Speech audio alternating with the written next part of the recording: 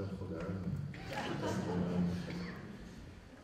Je ne sais pas par quoi commencer. Donc, au fait, je voulais dire juste un petit mot, parce qu'il m'a un petit regret que la jeune femme soit partie, en me disant que le Maroc n'est pas concerné. Pourquoi pas? J'aurais aimé qu'elle nous explique pourquoi elle a dit ça. C'est une opinion, mais j'aurais aimé qu'elle soit écoutée. Peut-être qu'elle le sera après dans les débats. En tout cas, moi, je fais partie de ceux qui pensent qu'on est très concernés. Voilà. Alors, par rapport à la femme, j'aimerais juste rajouter une anecdote à laquelle je pensais pendant que vous parliez.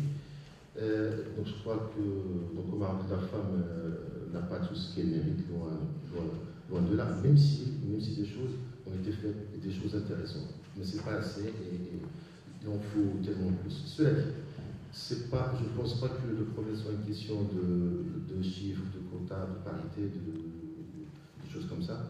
C'est une question aussi beaucoup de culture.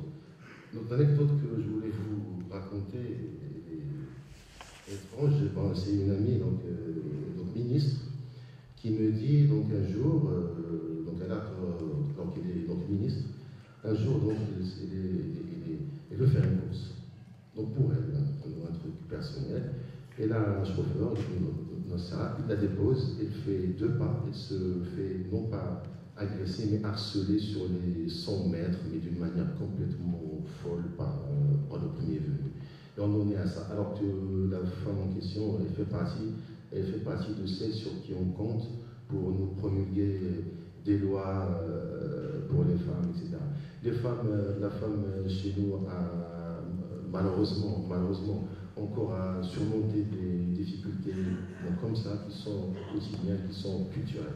Donc c'était juste une parenthèse que je tenais à dire. Alors, sur le chantier que vous me proposez, je suis tenté très sincèrement de commencer par la dernière question qui me semble poser le nœud, le cœur du problème. La dernière question, si j'ai bien compris, ça a été est-ce que le roi arrivera au bout de ce système de Marzen? C'est bien ça? Eh bien, c'est qui le Marzen? C'est qui le Marzen? Et ça, c'est une question existentielle.